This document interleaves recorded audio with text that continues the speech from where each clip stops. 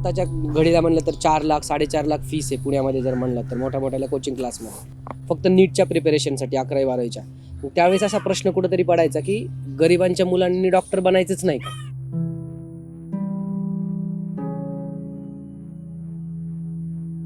We have made medical education as an elitist affair. Today, children from poor families are not dreaming of becoming doctors. This will have a tremendous consequences. ऐसे doctor ऐसे और के मकार ना का आपे का ना का दिख के पढ़ाई के आपे का दिख के डॉक्टर है सुबह के हाले नहीं मैं 1.5 लाख को दामा ना का बम पूरा तीन हाले खिटी बान बाड़ी बान झड़की मुजीरी बा मकाले टुंगड़े दामा पूर्ति वाले नाले बम पूर्ति लग मिलती बोल सकते दामा. You are treating your student as a commodity किंवा customers, not as a student.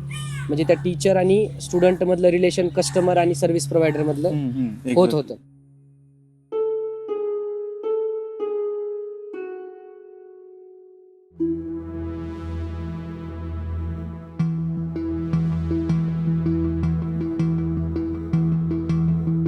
की आपल्या बीजे मध्ये सगळ्यात रिच ह्युमन रिसोर्स आहे, राईट.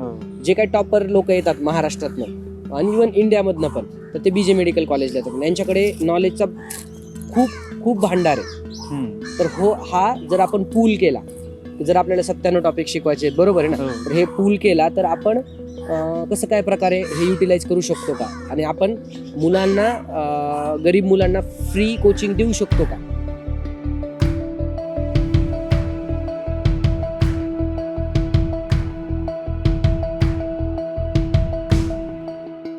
गणित साधं होतं. 100 व्हॉलंटियर असतील आणि 97 टॉपिक असतील, तर मग एकानं एक टॉपिक शिकवायचं. तुम्हाला आठवतं तुम्ही इथं मला पायऱ्यांवर विचारलं होतं की एक टॉपिक शिकवणार का? आमचा असा लॉन्ग टर्म ॲज सच काहीच प्लॅन नव्हता आपला, म्हणजे कोणाचाच एक नव्हता. भी बच्चा रहेगा तो अपन हाँ। पढ़ाने वाले थे. हाँ, तो एक बार पहले फर्स्ट ईयर में भी मैं फिर निखिल नागपाल और सोहम पहुँचा, हम तीनों एक बार फर्स्ट ईयर में डिस्कस करते थे कि काश ऐसा कुछ होता, हमें केमिस्ट्री पढ़ाने का मौका मिलता है, हमें फिजिक्स पढ़ाने का मौका मिलता. तो वो मुझे रात को लगा कि हो रहा है तो एक बार ट्राई कर लेते, क्या पता, देखते कैसा होता है.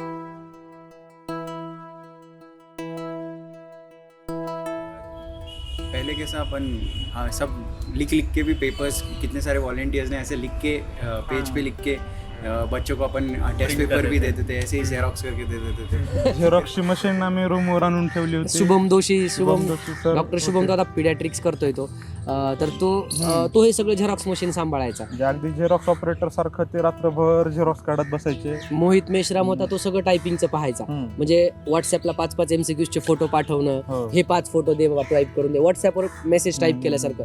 आणि मग ते रात्री 2-3 वाजेपर्यंत मोहित कंपाईल करायचा. कंपाईल केल्यानंतर वर्ल्ड फाईड मध्ये घ्यायचा आणि मग त्याची PDF बनायची. आणि मग रात्री सकाळी 6 वाजता असं सकाळी 7 वाजता पेपर असायचा, तर सकाळी 4 वाजता पहिला पेपर प्रिंट व्हायचा. आणि आम्ही गरम गरम पेपर घेऊन गरम पेपर घेऊन ताजे पेपर सोडवायला द्यायचो. फिर फाइनली अपने पास लैपटॉप आया, पहला लैपटॉप फॉर अपलिफ्टमेंट को अपन ने स्किन सिटी, याद होगा देखो, अपन ने स्किन सिटी के इधर पे जाके पहली बार वो लैपटॉप कलेक्ट किया था. वो टाइम पे जेरोक्स मशीन है जिसको हम ही स्टूडेंट्स ऑपरेट कर रहे हैं. और ये इसका सोल्यूशन क्या था कि बाहर से प्रिंटिंग करना है. अब बाहर से प्रिंटिंग करना है मतलब बहुत पैसे लगेंगे.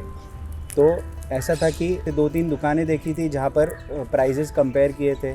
फिर सबसे कम एक जगह पे मिला, वो बंदा भी अच्छा था, वो हेल्पफुल भी था. उसने बोला कि मैं आगे भी कंटिन्यू करूँगा. प्रिंट टेक्नोलॉजी में वशराम करके था, वो बंदे से हम मिले, उसको भी आइडिया अच्छी लगी. ही सेड कि I will do it in the lowest cost possible. Gaikwad school Marathi bus depot उसके ऊपर था, फिर वहाँ से एग्ज़ाम के लिए दस्तूर, फिर एक प्रॉपर परमानेंट प्लेस नहीं थी अपने पास कि कहाँ पर ले. अब शिफ्ट करते करते एक दिन ऐसा आया था कि कोई स्कूल ही अवेलेबल नहीं थी. वो स्कूल में कोई प्रोग्राम था और वो नहीं अवेलेबल थी वो टाइम के लिए. तो बच्चे तो आए हुए हैं, स्कूल अवेलेबल नहीं है, मतलब हमारे पास कोई जगह नहीं है, उनको वापस से नहीं भेजना है. एक दिन वेस्ट होना मतलब बहुत डिफ़िकल्ट था, क्योंकि हमारे लिए वॉलंटियर्स अरेंज करना बहुत डिफ़िकल्ट था वो टाइम पे.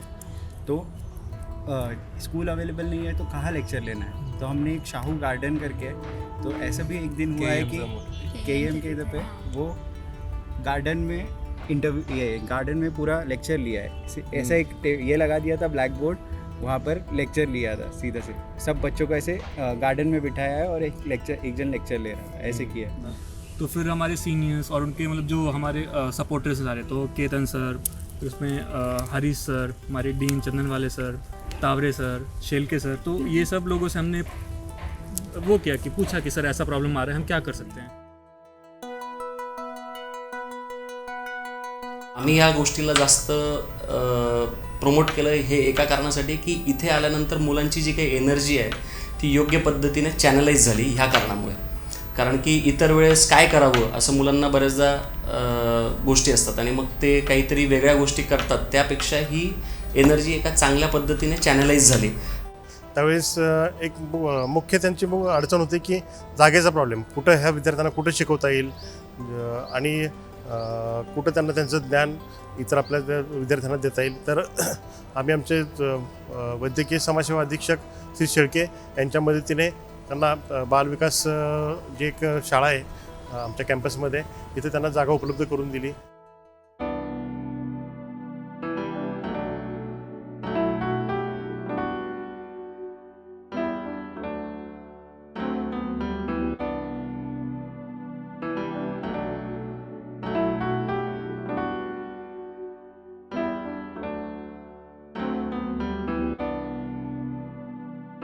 मुलं 12वी झालेली आहेत ना, टीचिंगचं कॅलिबर काय असेल, शिकवता येईल की नाही आणि कितपत ते सक्सेसफुल होती, माझ्या मनात थोडी शंकाच होती.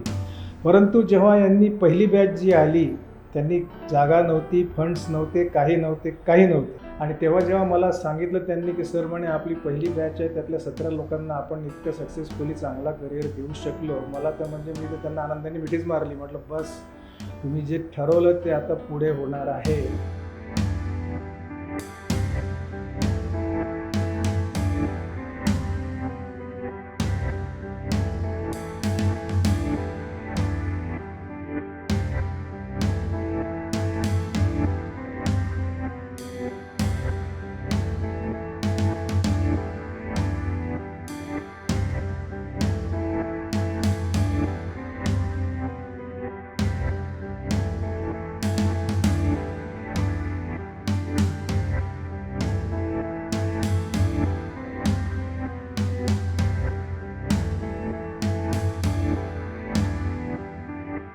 आपण कुठंतरी एका पोझिशनला जाऊन बसलो मेडिकल कॉलेजच्या, let's call it as a पीक.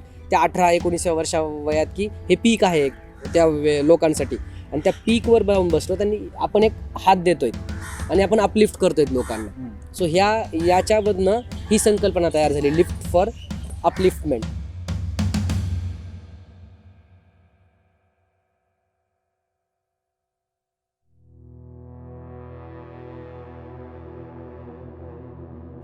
ज्यावेळेस आम्ही सेकंड इयर थर्ड इयरला होतो त्यावेळेस दुर्दैवीरित्या माझ्या बॅचमधला डॉक्टर समीप खंडारे याची अनफॉर्च्युनेटली डेथ झाली हार्ट प्रॉब्लेमनं. मग त्याच्या मेमरीमध्ये काहीतरी एक स्कॉलरशिप चालू करायचा असा आमचा प्लॅन होता आणि त्यावेळेस हे बॅकग्राऊंड चालू होतं. आम्ही SKMT समीप खंडारे मेमोरियल ट्रस्ट नावाचा ग्रुप चालू केला. त्यामध्ये अभिराज, शिवकुमार, नागेश, शत्रू, ईशा, रक्षा वगैरे हे युवराज अशी एक खूप मोठा एक माझ्या बॅचचा जमावडा जमला होता 2012ची ॲडमिशन बॅच BJची. आणि पण हे स्कॉलरशिप एका ठिकाणी आणि ज्यावेळेस हे LFU त्याच्या अंडर चालू झालं तर त्यावेळेस हे लक्षात आलं की हे लिफ्ट फॉर अपलिफ्टमेंट हे कोणा एका बॅचचं असू शकत नाही किंवा एका कोणा व्यक्तीचं असू शकत नाही किंवा एका ग्रुपचं असू शकत नाही. So to perpetuate it batch wise, कारण की BJ has a strong legacy. म्हणजे ज्यावेळेस मी ॲज अ सिनियर 1 वर्ष सिनियर आहे केतनपासनं मला वाटणार नाही, पण ज्यावेळेस मला ज्यावेळेस हे सिनियर ज्युनियरचं जे कॉम्बिनेशन असतं BJमधलं ते खूप बेस्ट असतं.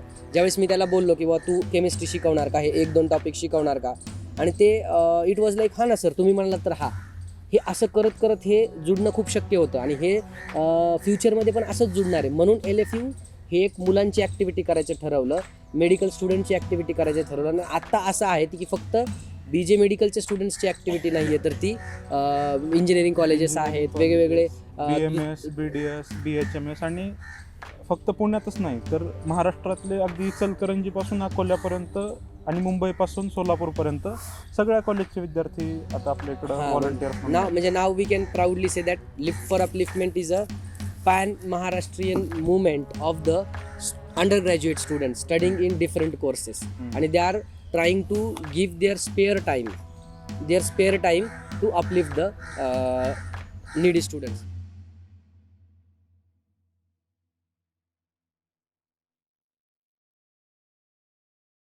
ही जी सगळी टीम आहे की जे पेपर सेटिंग, टीचर्स आणि मेंटरशिप, तर ही सगळी टीम जे असते त्यांना एक पूर्णपणे एक कुठंतरी सुसूत्रता असली पाहिजे. तर ते सुसूत्रता असण्यासाठी वर्किंग कमिटी असते. तर वर्किंग कमिटी का तयार करायची हा सगळ्यात महत्त्वाचा प्रश्न होता. तो 2 वर्षापूर्वी आम्हाला पडला होता की याची खरंच गरज आहे का.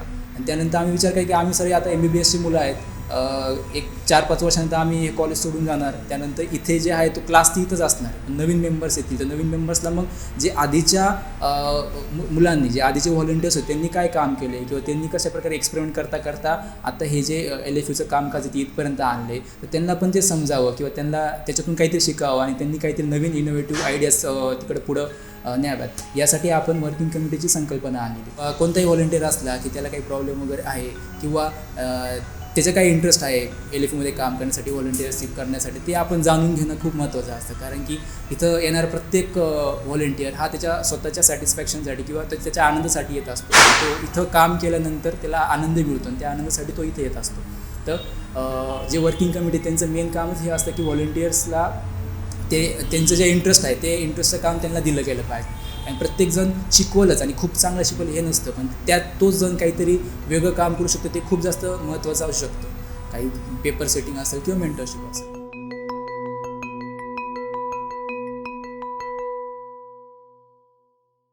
जादव सर एंटर किए थे पहली बार ऐसा लगा था हम लोग ही सब चीज़ें मैनेज कर रहे हैं. तो ये मैनेजमेंट के लिए एक जन ऐसा चाहिए था हु विल बी ऑफ LFU. तो वो टाइम पे एक जन ने आइडिया दी थी कि एक एम्प्लॉय रख सकते हो तुम लोग. एम्प्लॉय रख सकते हो मतलब we were students, we were barely 19-20 years of age and we are keeping an employee. So it was an entirely new concept कि एम्प्लॉय भी रख सकते हैं. हाँ, अपने काम कुछ आसान भी हो सकते हैं. तो ये करने के लिए फिर वो हमने जाधव सर का इंटरव्यू लिया था. आणि इथले लोक मुलांच्या बरोबर कामं करताना मी लहान होतो, मला लहान होत झाल्यासारखं वाटतं, मी तरुण झाल्यासारखं वाटतं की काम करून घेतात आणि काम करून कसं घ्यायचं त्याचंही मार्गदर्शन मला, जरी माझ्यापेक्षा वयाने लहान असले तर ते मला समजून सांगतात.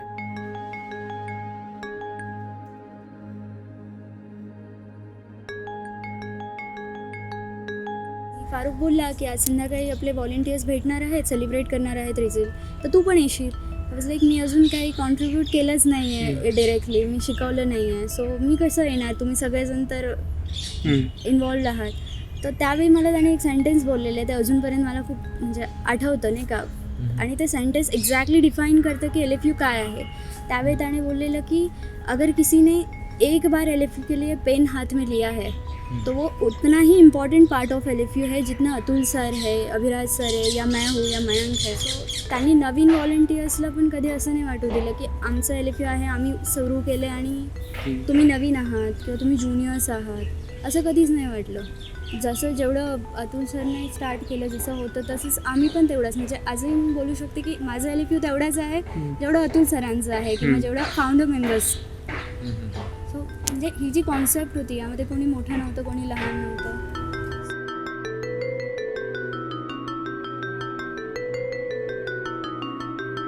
NGO मॅनेजमेंटमध्ये हा एक पार्ट आहे की व्हॉलंटियर्स कसे मॅनेज करायचे. तर आम्ही व्हॉलंटियर्सला मॅनेज करत नाही, व्हॉलंटियर्स NGOला मॅनेज करतो. एक्झॅक्टली. म्हणजे असं आहे की आता रोल वेगवेगळे असतात प्रत्येकाचे. जसं आता आपण इसेन्शियली एक संस्थाच आहे आणि शाळेसारखंच चालतं, मग त्यामुळं असं आहे की एखादा MCQ काढणं हे पण खूप महत्त्वाची गोष्ट असते. कारण आम्ही असं यावर्षी तरी आम्ही असं क्लेम करतो आहे की 180 पैकी 180 प्रश्न आपल्या विद्यार्थ्यांना माहीत असणारे होते, ते कधी ना कधी टेस्ट सिरीजमध्ये आलेले होते. बऱ्याचदा असं असतं की हंबलनेस इतका असतो काही व्हॉलंटियर्समध्ये की ते म्हणतात सर मी काही फार काम केलं नाही, 10च प्रश्न काढलेत मी आतापर्यंत. बट नाही, पण तसं नाही.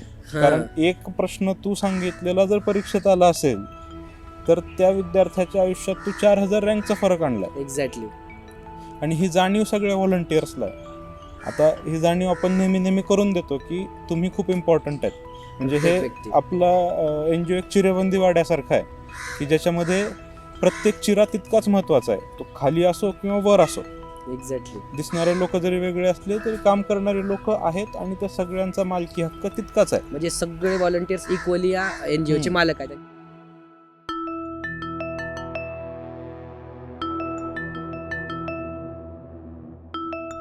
I happened to attend an event organized by the Quest Medical Academy, through which I again do some training. And I heard Dr. Atul Dhakne from LFU, who spoke at that platform. And I was really blown away listening to this venture. When I came home, I told my husband about it. We discussed a little about it.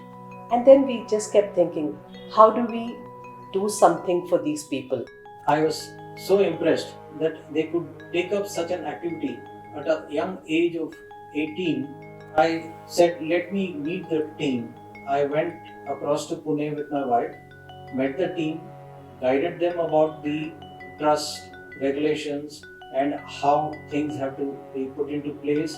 And that left a lot of doubts in the minds of the team, which they kept on asking me, and slowly and steadily I became a part of LFU.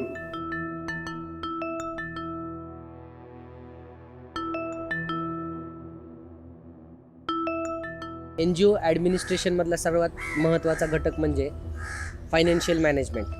तर पैसे येतात obviously डोनर्सकडनं. आमच्याकडे donors fixed आहेत, caring friends आहे किंवा आमचे BJचे alumni आहेत.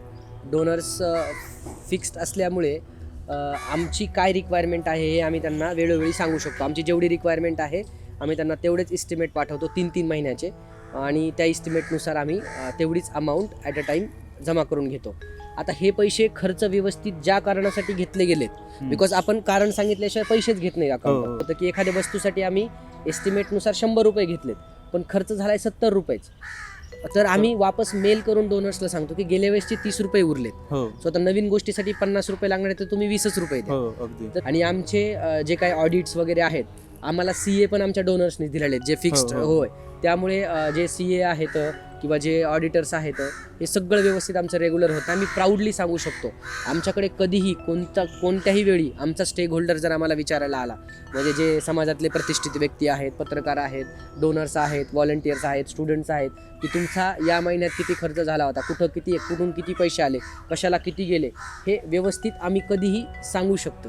बरोबर आहे. आणि याचे पण आमचे असे वर्क डिस्ट्रीब्युशन आहे. हे काम वेगवेगळ्या माणसांकडे असून पण सगळ्यात शेवटी गोळाबेरीज एक होते.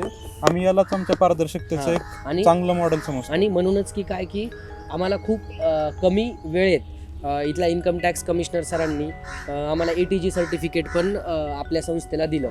यामुळे डोनर्सला टॅक्स एक्झेम्पशन पण मिळते. ती आम्ही पोचपावती मानतो आमच्या फायनान्शियल ट्रान्सपरन्सीची.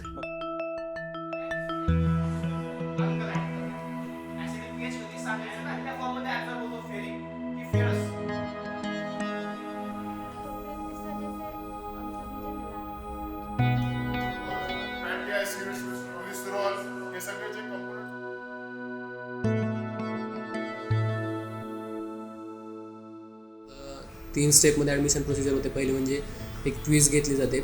क्विज नंतर म्हणजे क्विज काही क्वालिफाईंग वगैरे नसते पण त्या मुलाचं किती बेसिक आहे याच्यावर समजतं. त्याच्यानंतर एक इंटरव्ह्यू घेतला जातो पॅरेंट्ससोबत की समजतं कसं प्रिपरेशन वगैरे आहे किंवा पॅरेंटची खरंच परिस्थिती कशी आहे, इकॉनॉमिक बॅकग्राऊंड कसं आहे, सोशल कसं आहे, किंवा त्या मुलांचं पुढं जाऊन पर्स्पेक्टिव्ह कसं आहे, विजन कसं आहे, सोसायटीसाठी तो काय करू शकतो ह्या गोष्टी. आणि तिसऱ्या स्टेपमध्ये जर वाटलं तर फिजिकल व्हेरिफिकेशन पण करतो. घरी जाऊन फिजिकल व्हेरिफिकेशन करतो.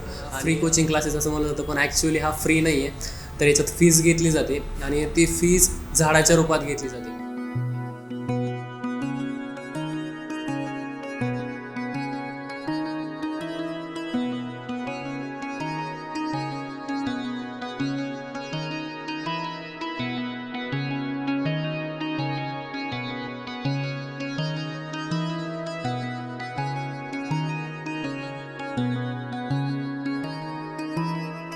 आम्ही एक वेगळा कोचिंग क्लासेसपेक्षा वेगळं जर कुठली गोष्ट करत असेल असं मला वाटतं तर पॅरेंट टीचर मीटिंग आहे. ज्यावेळेस सगळे टीचर्स उपस्थित राहतात आणि पॅरेंट पण येतात, मुलं असतात, त्याच्यामुळं एक काय होतं, सोपं जातं की पॅरेंटला जे काही डाऊट आहे ते पॅरेंट विचारून घेऊ शकतात आणि टीचर समोर असल्यामुळं आम्ही रिस्पॉन्सिबल राहतो की असं नाही फ्री कोचिंग क्लासेस आहे मग जे चालू आहे ते चालू आहे, कोणी विचारणार नाही वगैरे असं होत नाही. कारण पॅरेंट टीचर मिटिंग घेतल्यामुळं प्रत्येक मिटिंगमध्ये पॅरेंट येतात आणि विचारतात कुठला सिलेबस चालू आहे, काय चालू आहे, त्याच्यामुळे एक चेक आणि बॅलन्स पण राहतं. कशा पद्धतीने तुम्ही अभ्यासाचं एक टायमिंग ठरवा, टाइम टेबल सांगितला, त्यांनी प्रत्येक गोष्टीला त्यांनी आम्हाला गायडन्स केलेलं आहे. आणि जाण्याचे लोक बसमध्ये जातात, प्रवासामध्ये कसं करायचं, कशा प्रकारचा अभ्यास घ्यायचा, एक छोटीशी पावती करायची, त्याच्यामध्ये छोटे छोटे MCQ करायचे, अशा प्रकारे अभ्यास करण्याची पद्धत त्यांनी 2 वर्ष आम्हाला खूप मुलीला आणि मलाही सांगितलं की जेणेकरून कसा घ्या. त्यांची मेहनत आणि माझ्या मुलीची मेहनत या दोघांची मिळून माझ्या मुलीने नीटची एक्झाम दिली. नीटची एक्झाम दिल्यानंतर तिला 619 मार्क्स मिळाले आणि BJ मेडिकलमध्ये तिचं ॲडमिशन झालं. पॅरेंट्सला इन्व्हॉल्व करण्याचं अजून एक महत्त्वाचं काम म्हणजे कसं की आपल्याकडे जे मुलं येतात की त्यांचं बॅकग्राऊंड पण त्या पद्धतीचं इतकं स्ट्रॉंग नसतं, की काही जणांना बरेचसे घरचे पण प्रॉब्लेम्स असतात. मग काही घरच्या प्रॉब्लेम्समुळे मुलांचा अभ्यास होत नाही, त्यांना अकॅडमिक नुकसान होतं. तर आपण पॅरेंट्सला ह्याच कारणाने पण इन्व्हॉल्व करून घेतो की जेणेकरून जे मुलांना अभ्यासापासून दूर ठेवते किंवा डिस्टर्ब करते अभ्यासामध्ये, असे प्रॉब्लेम्स आपण आपल्या लेवलवर कशा प्रकारे सॉल्व्ह करू शकतो, तर ते झालं पाहिजे. पर्सनल फ्रंट पर जो एक साइकोलॉजिकल सपोर्ट एक बच्चे को लगता है कोई भी कम्पिटिटिव एग्जाम प्रिपेयर करने के लिए, वो भी LFU की तरफ से हमेशा रही है. In this project every child is supported by a personal mentor. तो जो पूरा एक प्रोजेक्ट का डिज़ाइन है वो बहुत ही थॉटफुली कंस्ट्रक्टेड है, बहुत सोच के बनाया गया है end it's very child centric. ऐसा नहीं है कि वो डॉक्टर के लिए बनाया गया है या ऑर्गेनाइजेशन के लिए बनाया गया है, वो एक्चुअली उस बच्चे की नीड्स को ध्यान में रखकर बनाया गया है. That is exactly what we wanted.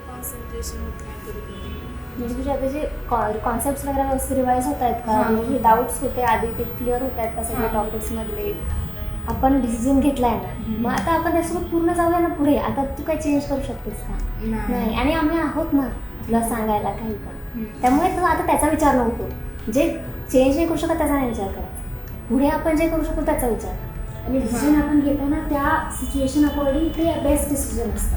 पुढे काहीतरी बदललं म्हणून आपलं डिसिजन चुकीचं ठरतं, म्हणजे आपण ते घेताना चुकीचं घेतलं होतं का नाही, आपण घेताना बरोबर घेतलं होतं ना, ते शेवटपर्यंत ते डिसिजन बरोबर करण्यासाठी आपण पूर्ण प्रयत्न करायचा.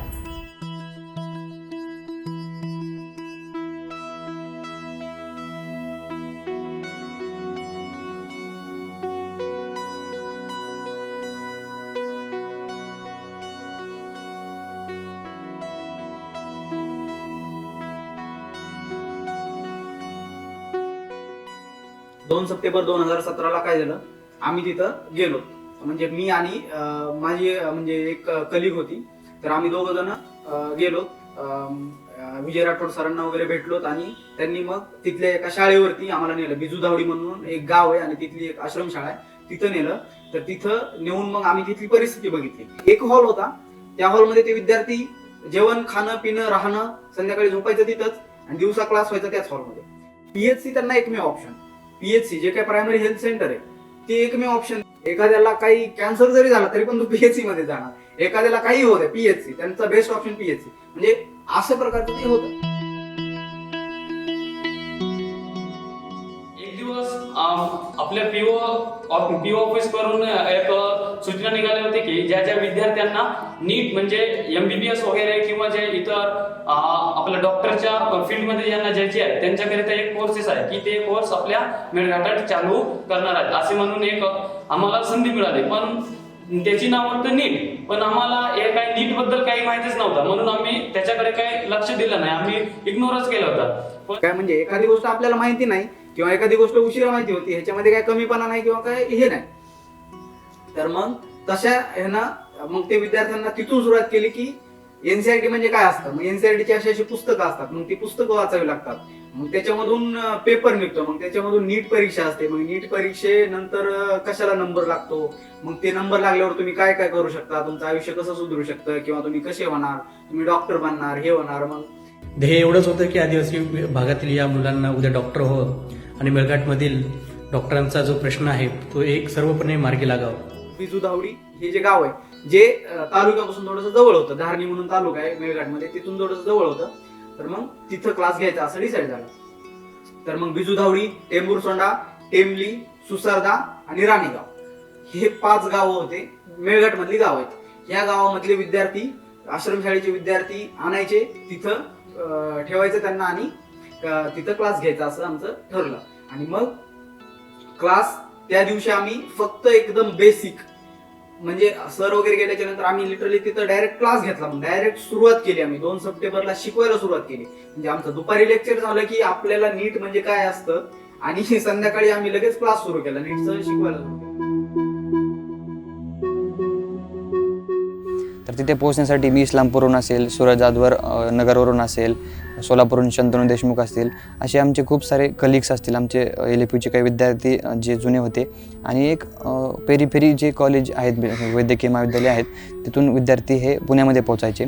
पुण्यामधून एक ट्रॅव्हल्स असायचे आम्हाला तिथे धारणी इथे पोचण्यासाठी. मग माझ्यासारख्यांना तर 24 घंटे ट्रॅव्हल करून आम्ही तिथे पोचायचो.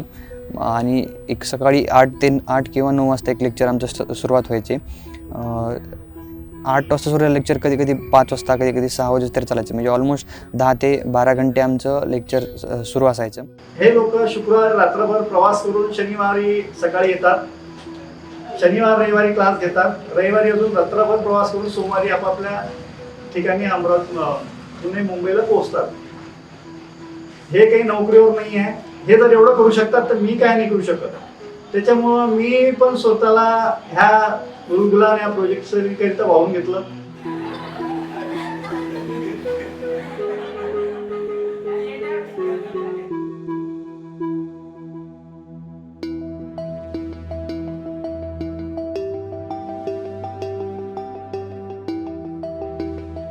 मी ज्यावेळेस मेळघाटला जात होतो तेव्हा कधी लाईन वगैरेचा प्रॉब्लेम, रेंज वगैरेचा प्रॉब्लेम, तिथे जाण्याचा प्रॉब्लेम म्हणजे तिथे जवळपास अकोला आणि तिथे मधात जवळपास 40-50 किलोमीटरचा घाट आहे. जाण्या येण्याचा प्रॉब्लेम आणि भाषेचा प्रॉब्लेम. तिथे लोकल भाषा ही कोरकू आहे, तर त्यांना मराठी, हिंदी ह्या भाषेमध्ये कम्फर्टेबल करणे किंवा इंग्लिश कसं बोलायचं, इंग्लिश कसं समजायचं, ह्या गोष्टी शिकवणे, ह्या गोष्टी फार अडचणीच्या होत्या. म्हणजे इन्क्रीजेस, त्यांना ते इन्क्रीॲजेस म्हणायचे, मग इन्क्रीॲजेस, डिक्रीॲजेस, मग त्यांना ते कसं इन्क्रीजेस म्हणजे नेमकं काय, तर त्यांना बरोबर ब्लॅकबोर्डवर लिहून देणे. इन्क्रीजेस, त्यांना इन्क्रीजेस कसं म्हणायचं की मराठीत लिहून देणे, त्यानंतर इन्क्रीजेस म्हणजे काय ते लिहून देणे. आणि क्लास असायचा, आपण व्हॉलंटियर्स तिथं जायचे आणि शिकवायचे, कधी शनिवारी आणि रविवारी शिकवायचे. पण पूर्ण आठवडाभर मग ते विद्यार्थी मोकळेच. आता ट्रॅव्हलिंगची अडचण होती, व्हॉलंटियर्स तेवढ्या दूर ट्रॅव्हल करून जात होते, त्यातली त्यात तिथं विद्यार्थ्यांचं रिव्हिजन ते शिक्षक वगैरे व्यवस्थित करून घेत नव्हते. तिथं ज्या टेस्ट कंडक्ट, म्हणजे प्रत्येक आठवड्याला ज्या टेस्ट कंडक्ट करायच्या असतात, त्या टेस्ट व्यवस्थित कंडक्ट होत नव्हत्या. टेस्ट व्यवस्थित न झाल्यामुळे मग विद्यार्थ्यांचा स्कोअर व्यवस्थित आला नव्हता. मग ह्या सगळ्या अडचणी होत्या. मग एक पॉईंट असा आला होता ह्या सगळ्या अडचणींमधून की क्लास बंद करायचा. म्हणजे पहिली बॅचच्या परीक्षेच्या अगोदरच हे असं झालं होतं की क्लास बंद करायचा, असं मला एक कुठंतरी, म्हणजे मी सरांना वगैरे कोणालाच म्हटलं नाही, पण माझ्या मनात हे होतं की क्लास बंद करायचा, नाहीच करायचा. कारण एवढं म्हणजे फ्रस्ट्रेशन आलं होतं.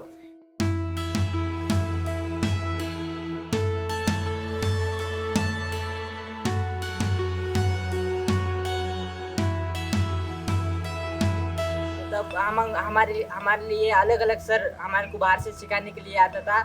तो ऐसे लगता था कि हम भी कुछ इस दुनिया में कुछ न कुछ बन पाएंगे आगे. तो जब हमारा फिर अभ्यास शुरू हुआ था तो तब हमारे में कुछ चेंजेस होने लगा. जैसा हमारे को पहले इंग्लिश पढ़ने नहीं आता था, लेकिन जब हमने पढ़ने शुरू किया खुद से, फिर सरों को टीचिंग करने से, इसके कारण से जो हमारे इंग्लिश में भी इम्प्रूवमेंट्स हुआ. और उसके बाद में हम ऐसे जो कंपटीशन जो पेपर वगैरह है उसके बारे में हमारे को जानकारी मिलने लगा. फिर उसके बाद में हम ऐसे नीट के लिए प्रिपरेशंस करने लगा. और उसके बाद में अच्छा से हम प्रिपरेशंस अभी कर रहा है. और इस साल भी हम अभी डॉक्टर बन के रहेगा. हमारे गांव में कोई भी नहीं है जो मुझे नौकरी में कोई भी नहीं है अभी तक. मैं पहला हूँ जो एक मुझे ऐसा डॉक्टर के लिए पढ़ाई कर रहा हूँ. तो मुझे बहुत अच्छा लग रहा है कि मैं पहला जो व्यक्ति बनूंगा मेरे गांव का जो डॉक्टर होगा. तो जो डॉक्टर है पेशेंट को फीलिंग समझनी चाहिए, उसको दर्द समझना चाहिए, वैसे डॉक्टर होना चाहिए। अभी मेलघाट में जो है, मेलघाट में डॉक्टर ऐसे हैं बहुत सारे, बट वो ना आज से बात नहीं करते या फीलिंग नहीं समझते, तो वैसे डॉक्टर होना चाहिए। पेशेंट वगैरह रहेंगे एक बात में, जो उनका सिचुएशन में ऐसे समझ सकूँ, उनका दर्द समझ सकूँ, इसीलिए मुझे डॉक्टर बनना है। और LFU के माध्यम से ना मैं अभी अच्छे से पढ़ूंगी, अभी पढ़ रही हूँ और फिर पढ़ के डॉक्टर बनूंगी। पेपर झाल्याच्या नंतर ते विद्यार्थी एवढे कॉन्फिडंट होते की पेपर चेक केला की विद्यार्थ्यांना कमी स्कोर आला की ते म्हटले की आम्हाला रिपीट करायचंय.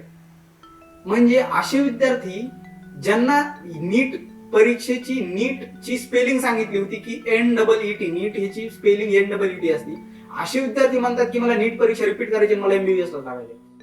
म्हणजे पहिल्या बॅचचा रिझल्ट ज्यावेळी रिझल्ट लागला ना, त्यावेळी काही विद्यार्थी BMS ला वगैरे लागत होते. एक विद्यार्थी लागली पण आपली BSc नर्सिंगला पुण्यामध्ये, तर मग तिने घेतलं ऍडमिशन.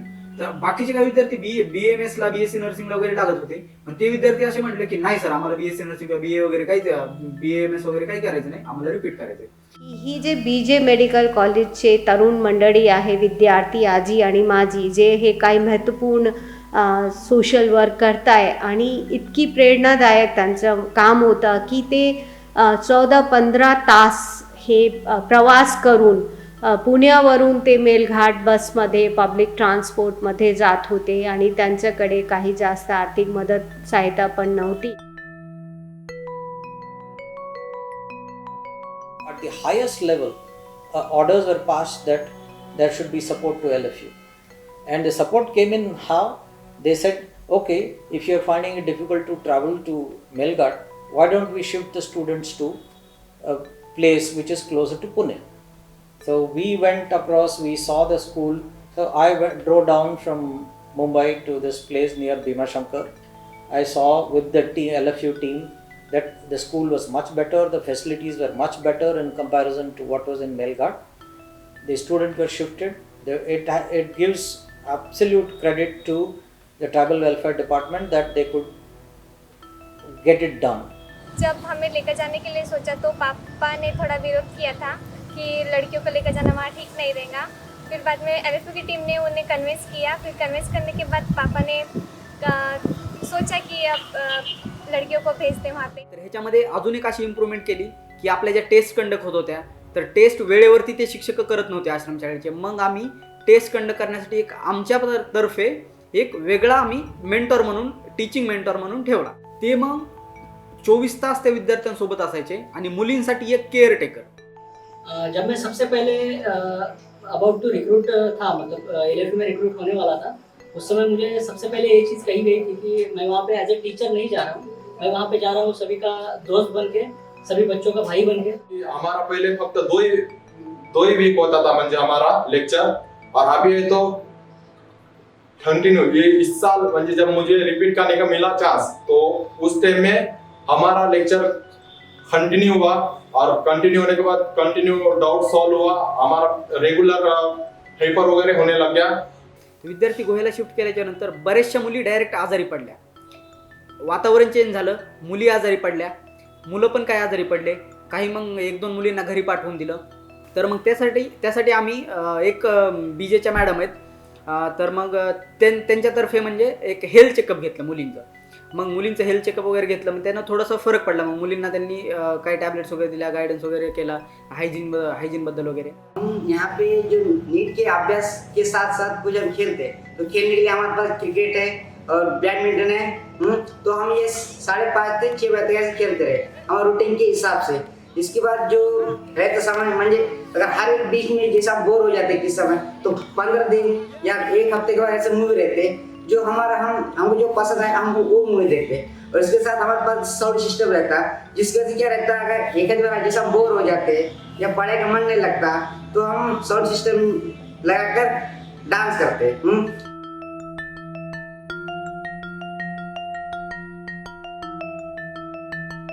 वर्ष 2 वर्षभर एवढ्या सगळ्या अडचणींना हे करून त्यांचं सोल्युशन काढून मेहनत केली आहे. आणि आता लॉकडाऊन आलं, विद्यार्थ्यांना जर घरी पाठवलं तर ते विद्यार्थ्यांना म्हणजे काहीच उपयोग नाही. विद्यार्थ्यांना घरी पाठवले की ना त्यांच्या टेस्ट होणार, ना त्यांचं रिव्हिजन होणार, ना त्यांचा अभ्यास होणार, काहीच होणार नाही. जेवढी मेहनत आहे सगळी वेस्ट जाणार.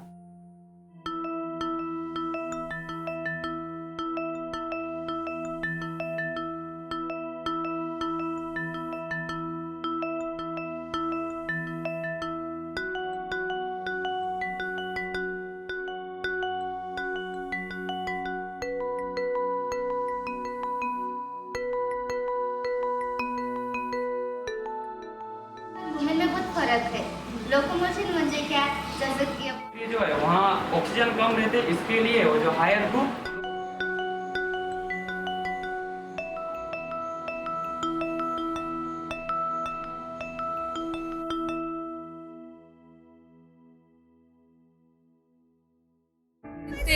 आणि मी काय केलं होतं, मी खुर्चीच्या दोन खुर्च्या त्याच्यामध्ये सेल्फी स्टिक, त्याला मोबाईल, आणि मग ते माझा भाऊ त्याला मागून इकडे डायरेक्शन की हा इकडे सरक तिकडे सरक, आता होते रेकॉर्ड वगैरे. काही लोक शेतात जाऊन रेकॉर्ड करायचे का तर घरी आवाज होते. काही लोकांनी जे क्लासेस बंद पडलेत लॉकडाऊनमुळे त्यांच्याकडे गेले होते आणि तिथं जाऊन त्यांनी ते क्लासेसवाल्यांना बोलून तिथं भाड्याने घेऊन तिथं थोड्या वेळ शिकवलं. तिथला बोर्ड, तिथला मोबाईल वगैरे वापरून यूज केलं की त्यांनी फोन स्वतःचा यूज करायचे, आवाज मोठा काढून रात्रीच्या वेळेस शूट करतायत की बाबा आवाज येऊ नये, माईकची गरज पडू नये. आणि फोन स्टँडचं त्यांनी ॲडजस्टमेंट केली प्रॉपर, असं टेबल, खुर्ची, सोफा.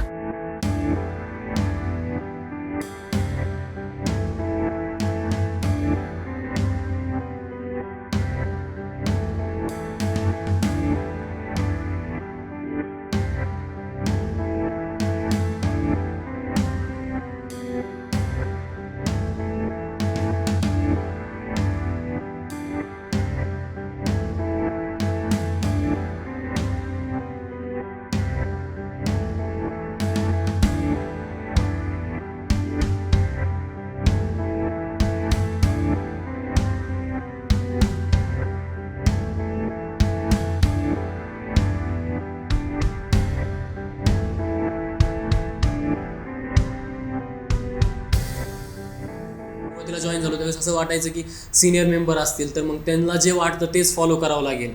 पण इथं एक गोष्ट नवीन अशी होती की जर काहीतरी नवीन इनोव्हेटिव्ह आयडिया येत आहेत तर ते आपल्याला म्हणजे इम्प्लिमेंट करता येऊ शकतात. सेल द युनिट ऑफ लाईफचे आपण क्विज घेणार आहोत. त्याच्यामध्ये प्रत्येक ग्रुपला एक 5 क्वेश्चन विचारले जातील. एका ग्रुपला 1 क्वेश्चन, त्याच्यानंतर पुढे एक क्वेश्चन सरकत जाईल. मग दुसरा क्वेश्चन परत एक ग्रुपपासून. Organelle nucleic acid is absent. In which cell organelle nucleic acid is absent? Option A chloroplast. Option B lysosome. पक्का? हाँ. Suicide by lysosome कोई कहते हैं? हाँ. क्यों? हाइड्रोलाइटिक एंजाइम्स होता है इसमें. Okay, good. Group C 3 marks. Group होता जाना है parents teachers group per. Okay, so clap for the group.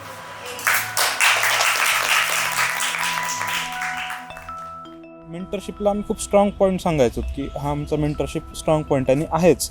म्हणजे एखाद्या गरीब विद्यार्थ्याला त्याचे पॅरेंट जर शिकलेले नसतील तर ते आमच्या पालकांनी जे आम्हाला दिलं अभ्यासाच्या बाबतीत मार्गदर्शन ते त्याचे पालक देऊ शकत नाहीत.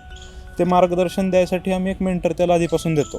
6-7 महिने तो मेंटर त्यासोबत असतो. एक्झामच्या काळामध्ये अभ्यास कसा करायचा, का करायचा, कितपत केलं पाहिजे, स्वतःला ताण किती देता येतो, या सगळ्या गोष्टी बोलल्या जातात. या मॉडेलमध्ये एवढं सक्सेसफुल मॉडेल असून त्याचंसुद्धा परीक्षण पोरांनी केलं आणि त्याचं परीक्षण करूनही त्याच्याविषयी आम्हाला नवीन सांगितलं की आपण हे बदल करूया. म्हणजे प्रत्येक स्टुडंटला 3 मेंटर आणि असे प्रत्येक टीचरकडे 2-2 स्टुडंट. म्हणजे त्यामुळे काय होईल, प्रत्येक टीचरचा एक स्पेशल सब्जेक्ट असतो ना, त्याच्यात तो असा पूर्ण मास्टर असतो. त्यामुळं तर फिजिक्स असेल तर ते त्याच्याविषयी कुठलेही डाऊट सॉल्व्ह करू शकतात. आणि प्लस मेंटरचं काम फक्त डाऊट सॉल्विंग नाही आहे, ते त्याला पर्सनली काउन्सिल पण करतील. तो त्यांच्यासाठी आपण लायब्ररी प्रोव्हाइड केली ऑलरेडी की त्यांच्याकडे खूप सारे बुक्स आहेत आता क्लासमध्ये, कुठलेही बुक यूज करू शकतात आणि परत तिथं आणून ठेवू शकतात. त्यामुळे ते रिसायकलही होतं आणि प्लस म्हणजे हे होत नाही की त्यांना जास्त खर्च पडत नाही पुस्तकं घेण्याचा. घरी पण घेऊन जातात मुलं पुस्तकं. बऱ्याचदा असं होतं की ज्युनियर लोक म्हणण्यापेक्षा जे आता नवीन जॉईन झालेत काम करण्यात, तर नवीन टीम बऱ्याचदा आम्हाला आमच्या कामातल्या चुका दाखवून देते की हे तुम्ही असं केलं असतं तर, पण तेवढ्यावर थांबत नाही आणि ते इम्प्लिमेंट करतात. एक्झॅक्टली. आणि आजचा जो वाढलेला रिझल्ट आहे हे त्याचंच फलित आहे. एक्झॅक्टली. म्हणजे आम्ही पूर्वी लोकांना टार्गेटच द्यायचो नाही की तुम्ही 600 मार्क घेऊ शकता. आमचं असं होतं की MBBS ला लागायचंय. आज ह्या नवीन पोरांचं टार्गेट आहे की मेरिटमध्ये लागायचं आणि दॅट्स द डिफरन्स. असं नॉर्मली होतं की एखादी संस्था फाउंडर्स थोडेसे इनॅक्टिव्ह झाल्यानंतर मोटिव्स डायल्यूट होतात किंवा क्वालिटी डायल्यूट होते. पण इथं उलट होतंय. दिस इज अ ग्रोथ कर्व आहे. क्वालिटीचा पण ग्रोथ कर्व आहे, क्वांटिटीचा पण ग्रोथ कर्व आहे आणि मोटिव्सचा पण, डेडिकेशनचा पण तो खूप एक्सपोनेंट म्हणजे खूप छान ग्रोथ रेट आहे. LFU जे एक काम करत आहे, LFU खूप मोठं काम करत आहे, पण त्याचं जे सोशल मीडियावर प्रेझेंटेशन आहे ते रिप्रेझेंटेशन ते कमी होतं. म्हणजे LFU खूप मोठं काम करीत होते, म्हणजे एक एक्सेप्शनल काम आपण त्याला म्हणू शकतो, आणि ते एक लोकांपर्यंत कमी पोहोचत होतं. तर त्याच्यानंतर मग मला सोशल मीडिया हँडल्स वगैरे मिळाले, तर त्याच्यानंतर व्हिडिओज असतील, पोस्ट असतील, आपले जे व्हॉलेंटियर्स काम करतात त्यांच्या ॲप्रिशिएशन पोस्ट असतील, तर ह्या टाकण्याचं काम वगैरे मी करू लागलो. आणि आपले जे स्टुडंट्स आहेत त्यांचे एक एक्स्ट्राऑर्डिनरी स्ट्रगल स्टोरीज आहेत, त्या आपण कव्हर केल्या आणि त्या आपण लोकांसमोर आणल्या. तर ऑब्वियस आहे की एका क्लासमधले सगळेच काही डॉक्टर बनणार नाहीत, आणि जे डॉक्टर नाही बनले तर ते चांगले नागरिक म्हणून बनतात. आता आमचा एक विद्यार्थी आयसरमध्ये भोपाळला आपला बुद्धभूषण राईट तर महेश निडी फार्मसी केली. महेश निडी फार्मसी करतोय. तर ते एक डॉक्टर असण्यापेक्षा पण ते डॉक्टर नाही आहेत, पण ते एक चांगला माणूस म्हणूनच पुढे येत आहेत. त्यांच्या फील्डमध्ये, त्यांच्या कॉलेजमध्ये ते सोशल ॲक्टिव्हिटीजमध्ये असतात, आणि त्यांच्या फील्डचा वापर सोशल ॲक्टिव्हिटीजसाठी कसा करता येईल, सोशल सेक्टरमध्ये काय करता येईल असते. आणि हीच आमची अचिव्हमेंट आहे, हेच आमच्यासाठी अपलिफ्टमेंट आहे.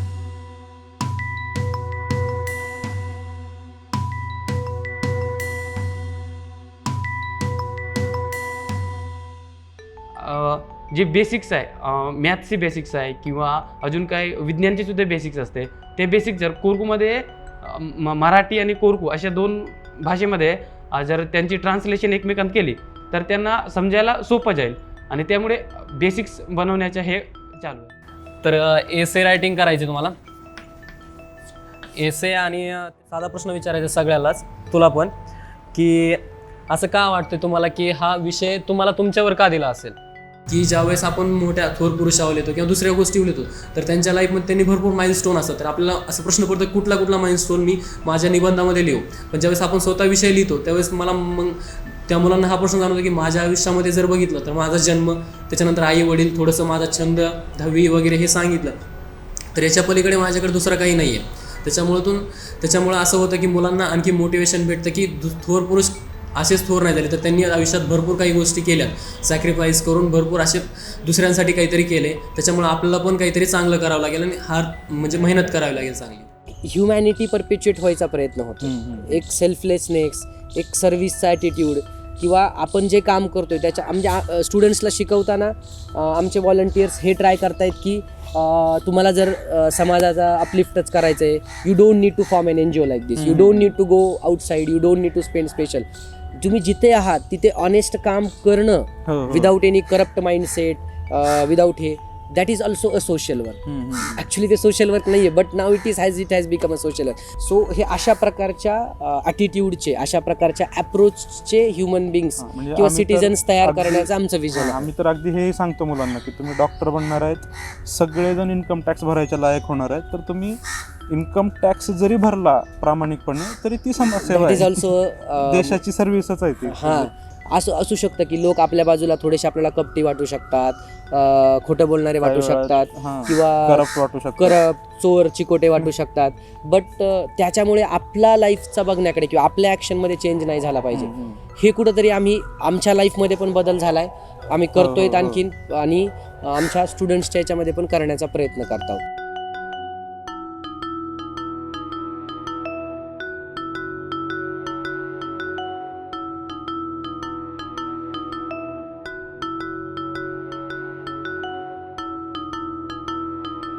मी तर शिकवते मुलांना, पण मला ह्याच्यातनं काय भेटतंय का, असे बरेचसे प्रश्न होते. पण आत्ता at the end of 5 years मी तुम्हाला हे सांगणार आहे की आपण जेवढं जाऊन तिकडे देतोय ना, त्यापेक्षा आपल्याला खूप जास्त पट आपल्याला मिळते. ठीक आहे, तर हे तर 100% ट्रू आहे. आता इन शॉर्ट मला काय काय गेन झालं याच्यातनं, तर पहिले तर कॉन्फिडन्स, की फर्स्ट लेक्चरला माझा काय कॉन्फिडन्स होता आणि आत्ता मी कॅमेरासमोर जे बोलतोय त्याच्यात मला काय कॉन्फिडन्स आहे, हे मला माहिती आहे की किती माझी ग्रोथ झाली आहे कॉन्फिडन्समध्ये. As doctors, our students for the rest of our lives, but we are also teachers. We need to develop good communication skills and be able to express our ideas and opinions with clarity. And LFU provides you with a perfect platform to develop these skills. These skills will help you not only in your vivas and seminars, but also in future to practice as a doctor. खूप सारे students आहेत आता माझे काही mentees आहेत, ते माझ्याबरोबर त्यांचे पर्सनल एकदम छोटे छोटे ते सगळ्यात मोठे प्रॉब्लेम माझ्याबरोबर शेअर करतात. फॅमिलीमध्ये काही प्रॉब्लेम असेल तर शेअर करतात. बऱ्याचदा मला सोल्युशन सांगता येतं, पण कधी कधी असं होतं की मी कधी ही सिच्युएशन फेस नाही केली आहे, त्यामुळे मला त्याचं सोल्युशन सांगता येत नाही. पण मला हे कळतं की असे पण प्रॉब्लेम असू शकतात. ठीक आहे, म्हणजे मला असं वाटतं की खूप यंग एजमध्ये मी एवढ्या सगळ्या प्रॉब्लेमला एक्सपोज झालो आणि मला कळतं की बाबा सोसायटीमध्ये असे प्रकारचे प्रॉब्लेम असतात. आणि एक एम्पथी जी असते एक डॉक्टरमध्ये, जी एम्पथी पाहिजे, पेशंट असं नाही की पेशंट आला ट्रीट केलं सोडलं, त्याला जी एम्पथी पाहिजे ती मला LFU मधनं भेटली आहे. क्लासला शिकून हॉस्टेलवर येतो ना, तर दरवेळेस माझ्या एक चेहऱ्यावर स्माईल असते सॅटिस्फॅक्शन की हां बाबा मुलांना कळलंय आणि मुलांनी डाऊट विचारले मला, किंवा मुलांनी सांगितलं हा सर आजचा लेक्चर खूप चांगला होता, आम्हाला सगळं कळलं. तर ही जी फिलिंग असते ती खूप चांगली असते. Hello guys, I'm Aishwarya. So my journey with LFU has been super exciting आणि fun filled. म्हणजे I was very much shy आणि an introvert kind of a person. But then after joining LFU मला खूप गोष्टी कळाल्या. I changed as a person. I met new people आणि मग leadership कशी असते, आपण टीमवर्क कसं करू शकतो, हे मला ह्या खूप साऱ्या गोष्टी कळाल्या. स्टुडंट्स वर सो इन्स्पायरिंग की म्हणजे आपण इथे राहतो, म्हणजे सगळे आपल्याकडे every bit of luxury we have here. Okay, though students they have nothing तसं बघायला गेलं तर, but still they are so, म्हणजे त्यांना माहिती आहे they want to change their future. आणि with that determination, with that thought, they relentlessly work hard. Every day and night they are working, they are calling ma'am कसं करायचा अभ्यास. So that was such an inspiration and that also boosts us as students. We are also students, okay? जरी LFU मध्ये आपण teachers असलो तरी basically we R students. आणि ते बघून की दुसऱ्या स्टुडंट्स त्या स्टुडंट्सला बघून स्वतःमध्ये पण आपल्याला एक प्रेरणा मिळते की no, we have to work hard. ह्या लिमिटपर्यंत आपण स्वतःला पुश करू शकतो. आणि what I did in LFU, I literally changed as a person. मलाही माहिती नव्हतं की I had that aspects in me, but then I got to explore myself. आणि म्हणजे a new Aishwarya, I found a new Aishwarya during this journey. So I am really glad that I opted for LFU आणि to be a teacher also आणि to make new friends also. LFU has been really helpful. This is what. म्हणजे सांगताना सगळे म्हणतात की बाबा तुम्ही दोघांनी LFU ला खूप वेळ दिला आणि वगैरे वगैरे, नाही, पण तसं नाही. मला भरपूर दिलंय LFU, खूप सगळं दिलंय वापस. ऐसा रहता है ना एक कि इतना मेहनत किया है, सब वॉलंटियर्स ने इतना मेहनत किया है और कोई एडमिनिस्ट्रेशन कर रहा है, तो ये सब जो एडमिनिस्ट्रेशन वाले थे वो सब एक साथ बैठे थे और रिजल्ट आया था. तो सब वॉलंटियर्स को कैसा रहता है कि हमने पढ़ाया आज, हाँ अच्छा गया, पर एडमिनिस्ट्रेशन वाले का कैसा रहता है कि आज मैंने इसका लेक्चर लगाया था बस. हाँ, और रिजल्ट का एक दिन रहता है, एक जो साल भर में एक बार आता है कि हाँ सच्ची खुशी हो रही है, something we are getting in return. Akshay अपनी स्टोरी बताया था कि मैं नर्सिंग का एडमिशन लेने के लिए यहाँ पे आया था और मुझे वहाँ पे कोई तो मिला था अपने में से, तो फिर उसको लेके गए, सिखाया, फिर वो वापस इधर ही MBBS को आया. मतलब वो जब भी मैं सुनता हूँ ना, से पूरा गूज़बम्स आ जाता है. और वैष्णवी का याद है कि हमने वैष्णवी LFU स्टूडेंट ऐसा नंबर सेव किया हुआ था, तो हमने उधर कैंटीन में बैठ के ऐसा किया कि डॉक्टर वैष्णवी BJMC जूनियर. तो और फिर उसके बाद जो वैष्णवी को सिखाते हुए देखा या एडमिनिस्ट्रेशन में देखा कि वो लेक्चर सेट कर रही है या क्वेश्चन पेपर बना रही है, तो ऐसा लगता आहे की मतलब जो आपण इतना बडा ट्री ग्रो किया, एवढं मोठं झाड आपण हे केलं, त्याचे फ्रूट्स आपल्याला त्याचं म्हणजे काहीतरी मिळतं इन रिटर्न. म्हणजे हाऊ मच वी गिव्ह ना, त्यापेक्षा जास्त आपल्याला मिळतं.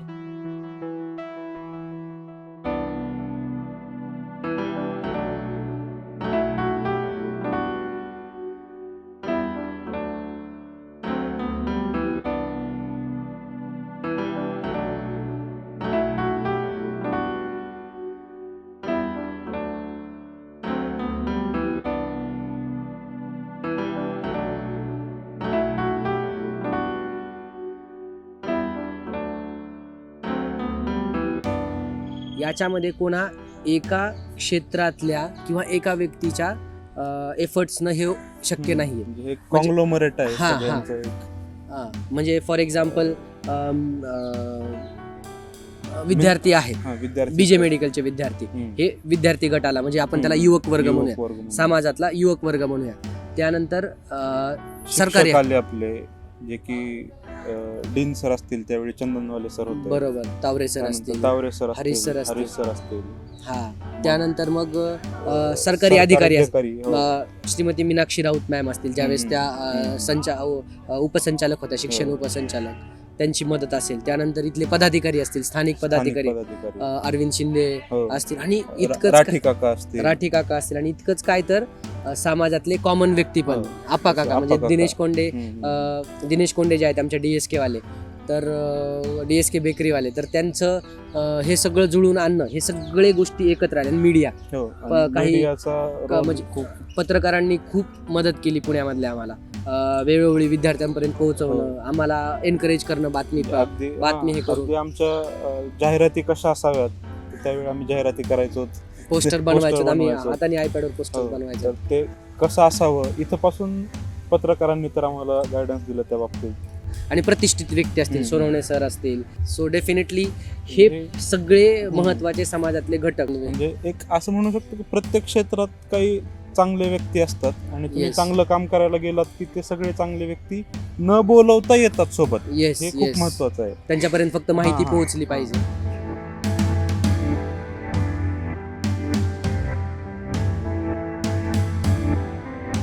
तुमचे 24-25 मुलं जर MBBS ला लागतायत, तर definitely this is a very huge success in history of India. या नीटच्या हिस्ट्रीमधलं ह्यूज सक्सेस आहे. पण तरीही हे कुठं या गोष्टीचा जास्त गाजावाजा न करता, चला झालंय, पुढच्या बॅचच्या कामाला लागा, या ॲटिट्यूडनं हे करण्याचं जे काय आहे, हे आम्ही एवढे व्हॉलंटियर्समध्ये हे जे काय हंबलनेस जागृत झाला, तर it is because of this multi stakeholder approach, जो मल्टी स्टेक होल्डर कंट्रीब्युशन आहे. बिकॉज प्रत्येकाला माहिती आहे की मी एकट्याने नाही केलं, आणि सगळ्यांनी मिळून काहीतरी केलं. काही डोनर्स तर असे भेटले की ज्यांनी नाव कुठंच येणार नाही या अटीवर पैसे दिले. एक्झॅक्टली, म्हणजे खूप डोनर्स म्हणजे लो प्रोफाईल राहून असतील. मग ते केअरिंग फ्रेंड्सचे डोनर आहेत, निमेश भाई, श्री गणेश सर, त्यानंतर काही बीजेचे अलुमनी आहेत, रानडे सर वगैरे. एक्झॅक्टली. सो म्हणजे लोकांनी पैशांचीच मदत नाही तर जागेची मदत दिली, सोर्सेसची मदत दिली. म्हणजे सोनवणे सर अगोदर त्यांचे टेस्ट पेपर पाठवायचे त्यांच्या तिकडल्या कॉलेजमध्ये, जिथे आपण शिकलो, बरेचसे शिकलेले असतात, तर तिथले टेस्ट पेपर पाठवणं, स्वतः येऊन शिकवणं असेल. काही बाहेरचे डॉक्टर्स येतात, म्हणजे जे सायकॅट्रिस्ट आहेत किंवा काही आहेत, तर ते येऊन मुलांची काउन्सिलिंग सेशन्स घेणं, स्ट्रेस मॅनेजमेंटचे सेशन्स घेणं. So definitely it's not about what is the way of contribution. Definitely सोसायटीच्या सगळ्या स्टेक होल्डर्सनी खूप काही कंट्रीब्यूट केलंय या LFUच्या निर्मितीसाठी. दॅट्स वाय हे असंच कंट्रीब्युशन पुढे राहील, याची अपेक्षा ठेवून आम्ही पुढे जायचा प्रयत्न करतो.